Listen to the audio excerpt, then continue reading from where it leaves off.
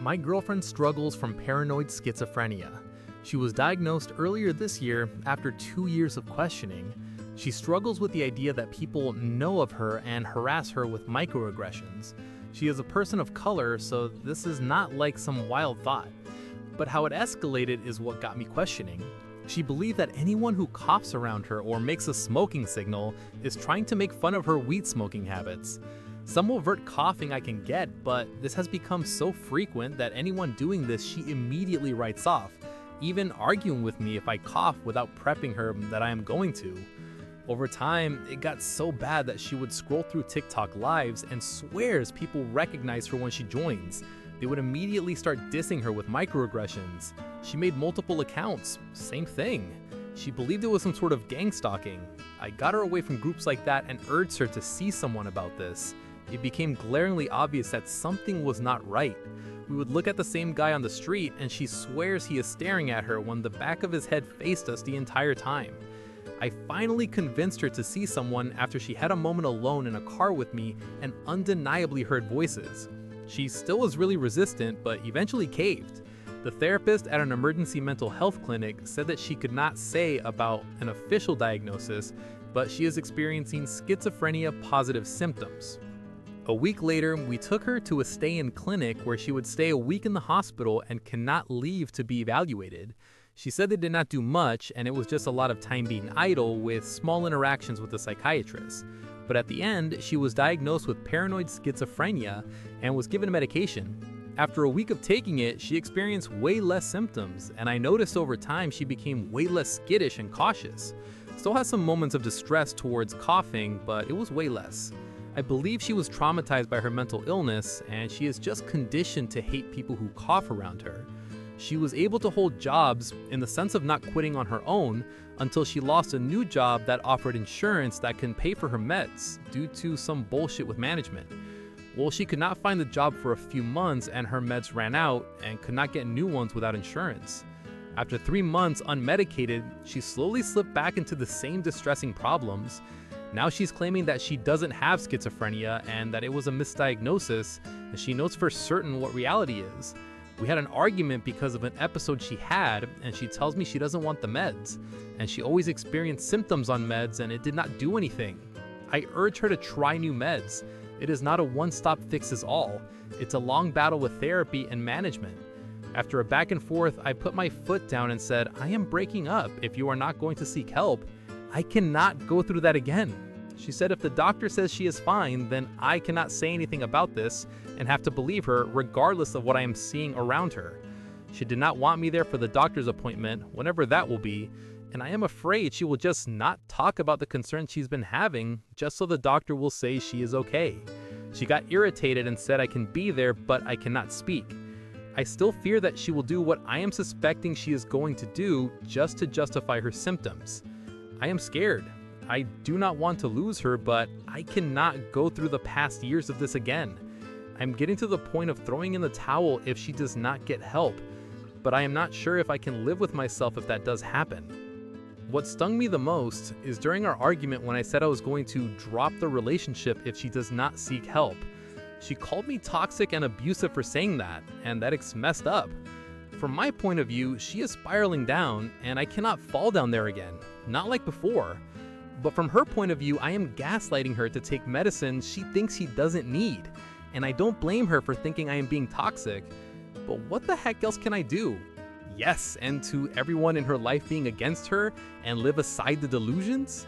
I cannot do that. I lost so much already because of it. I do not want to go through that again. Well, ex-boyfriend now. I just need to vent because all of our friends are mutual. Excuse my English, I am from South America. Background. Leon and I, not his real name, got to know each other in 2020. We started dating in 2022 with plans to move in together in 2023. However, the virus was still ongoing here and money started getting tight because we both had to help at home until 2024. So we planned to move in together at the end of 2025 or start of 2026 when we saved enough money to move since we both lived in different states. He was also my very first boyfriend since I was more interested in getting a college degree to get a good job. We also never told our friends about our relationship because since it was an online one, we both thought it would be better to announce it after we had moved in together and spend some time to see if we were really compatible in real life instead of just through a screen. We just never thought that we would take this much time to move in together. However, at the start of this year, I noticed that whenever I mentioned us moving in together finally, he would go silent, when in the past he would say something about it, looking forward also. For example, he never had cats, so I said I wanted at least 2 cats because I love them, and he would ask about what it is like living with them and taking care of them, and I would talk with him about that, the dogs that we wanted to own too. We also talked about marriage on our 2nd year together, the rings we would use, that we both did not want a wedding party, just on the same page for everything since we had been dating but online for 2 years at this point. But in these past months, whenever I brought that up, he would just say nothing about it or just change the conversation we would be having. So I stopped mentioning anything because I had thought that he was nervous about living together. It would be our first time living without our parents, and we would just have a more serious talk once everything was patched up for us to haul our butts and move to the state together. Well, yesterday he told me he had something serious to talk with me. And yes, it was about what was on the title. He talked about liking this girl, and she confessed to him, and he also started liking her. And he was asking me about whether or not he should go see her. They live in the same state, just some hours apart from driving, different from me, which is almost 4 hours just by flying. And I kind of shut down. I just responded whatever he wanted to hear. I did not have it in me to confront him. Why? Because he was talking as if we had never dated. He was asking about going to see her like you would ask your best friend if dating a person is a good idea. And I can't even blame the girl. No one knew that we were dating since we wanted to keep things under wraps in case it did not go well once we would move in together. He started acting like we were not dating around February or a bit before, and he knew this girl since October, so she's not even the culprit of the relationship falling apart. So now I will move alone, with no boyfriend, and can't even talk to our friends because again, no one knew we were dating. Just wanted to get this off my chest because of how ridiculous this situation is. I avoided dating in high school and college because I didn't want the headache of being immature clouding my judgment. But I learned the hard way that it has nothing to do with age and just a person. I know that I will be all right. I have a good job, money to at least make a down payment on a small house or apartment. Just right now, no one to talk to about that, since our mutual friends were more of his friends than mine. He introduced me to these friends. They are nice people, but right now I cannot talk to them about this messed up situation. Okay, here's a literary, engaging rewrite of the Reddit story, optimized for text-to-speech narration and compliant with YouTube monetization guidelines. I focused on the awkwardness, the element of surprise, and avoided any description of the sensitive image. This story really begins during my sophomore or junior year of high school. I was always a bit of an introvert, a little on the nerdy side, so I tended to gravitate towards the other kids who didn't quite fit in. We'd often end up all eating lunch together at the same table. It wasn't that I particularly liked any of them, really. They were a close-knit group with shared interests, and I felt more like an outsider even among the outcasts. Most days, I just sat there because it was the only available seat, not really blocked or denied access. At one point, one of the girls at our lunch table decided to play a sort of teasing prank on me. She'd been going on and on about her new boyfriend, bragging about how cool he was, and mentioning things that, looking back, seemed a little grown up for us, since none of us were 18 yet. At some point, she showed me a picture of him. It was a casual mirror selfie, nothing unusual. She asked what I thought, and I mumbled something non-committal, like, I don't know. Then she scrolled through her phone looking for another picture. What about this one? She said, showing me. This second picture was a bit surprising. It was certainly unexpected and caused a ripple of laughter amongst the group. I responded with a lighthearted comment, wanting to deflect the awkwardness, but truthfully, the whole situation felt uncomfortable. Then, at the end of the semester, that girl either moved away or transferred to an alternative school, and I didn't see her or her boyfriend for about 5 or 6 years. Fast forward a few months. I'm working at a busy gas station in town. the bell above the door rings, and like I always do, I greet the customers coming in. I looked up, and there she was, the girl from the lunch table, and her boyfriend. The same boyfriend from the picture. They were friendly enough, buying a few items, then came to the counter to pay. He was quite talkative, just a pleasant, chatty customer. After they paid, they left. I remember thinking, oh my goodness, they must be back in town visiting. That was incredibly awkward.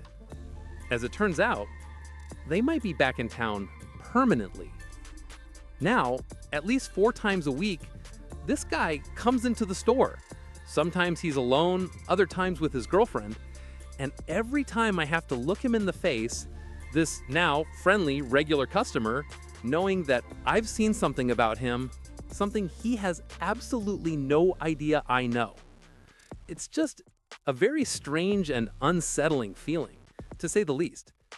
In summary, a seemingly harmless prank from high school resurfaces in a very unexpected way, creating a constant source of bewildered discomfort. My wife had a one-night stand and now she is pregnant. I am sure the kid is not mine, and she cannot go through abortion. I am totally frustrated. So I am a 31-year-old male, my wife is a 30-year-old female, and we have a 2-year-old daughter.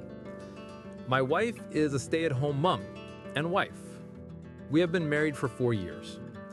I am from India, and here divorce and paternity laws are a bit different. A few weeks ago, I found out she had a one-night stand with a random stranger. When I found out about the affair, she was 12 weeks pregnant by then. After some calculation, I got to know the time when she conceived. I was out of town on a pharmaceutical seminar in Mumbai. About how I got to know about the affair is, I lost my phone at home, so I took her phone to give a ring to my phone. There I saw a conversation preview between my sister-in-law and wife. My wife said, I do not know if the kid is his or not. I just wish the kid is his. Sister-in-law replied, if you do not know the biological father, just keep it a secret and let him think it is his. After seeing this, I confronted her, and she broke down and told me the truth. She swore up and down that it is the only time she cheated. When I told her I did not believe her, she gave me all her login credentials to all her accounts to check. After some back and forth, I told her to move in with my in-laws, and I even told them, my in-laws, about her affair. So it has been 3 weeks, and I have not talked to her. We are communicating via my father-in-law only. Even the previous Sunday, my father-in-law scheduled an abortion appointment for her, but the doctor refused to do the procedure because it is a high-risk pregnancy. After knowing that, I scheduled a non-invasive prenatal paternity, or NIIP, testing just to get the DNA results, which I am 100% sure I am not the biological father, but in India, DNA results do not count in court. If the result comes negative, I will still be considered as the legal father and have to pay child support for her affair child. I am frustrated and angry at the same time. I'm just venting here.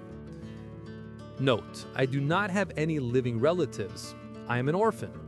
My parents died when I was 3 years old, my grandparents raised me, and I lost my grandmother when I was 19 and my grandfather when I was 24. In a faraway land, a young boy gazed out the window, his piercing blue eyes reflecting the turbulent storm clouds gathering on the horizon. The fierce winds howled, rattling the shutters as the heavens unleashed a torrential downpour. Jagged bolts of lightning crackled across the inky sky, momentarily illuminating the desolate landscape. The boy, known as Ezra, had always been a curious child with an insatiable thirst for knowledge. He longed to explore the world beyond the cramped confines of his family's modest cottage, nestled deep within the heart of the Whispering Woods. His parents, simple farmers, could not understand his fascination with the unknown, for they were content with their quiet lives. Despite their misgivings, they recognized their son's extraordinary intellect and unwavering determination. They knew that he was destined for greater things, though it pained them to imagine a future without his bright laughter echoing through the halls. With heavy hearts, they decided to send him to the esteemed Academy of Arcane Arts, a legendary institution renowned for nurturing the most brilliant minds in the realm. Excitement fluttered in Ezra's chest, like a captive bird yearning for freedom as he prepared for his journey. He packed his satchel with parchment and ink, his favorite quill, and a few precious books that he had painstakingly collected over the years. As he slung the bag over his shoulder, he caught a glimpse of himself in the mirror, a gangly youth with unruly chestnut curls and an eager expression. With a final embrace from his parents and a tearful farewell to his faithful hound, Ezra set forth on the winding path that would lead him to his dreams. The road was long and fraught with peril, but he was undeterred, guided by an unwavering belief in his destiny. As he traversed the treacherous mountain trails and dark, foreboding forests, Ezra found himself beguiled by the tantalizing mysteries that awaited him at every turn. Each new challenge only served to fuel his insatiable curiosity, driving him forward with relentless determination. Finally, after countless days and nights spent beneath the open sky, Ezra arrived at the towering gates of the Academy of Arcane Arts. The magnificent structure loomed before him, its spires reaching for the heavens like the outstretched fingers of a god. With a mixture of awe and trepidation, he took his first steps into the hallowed halls, ready to unlock the secrets of the universe and claim his rightful place among the greatest minds of his generation.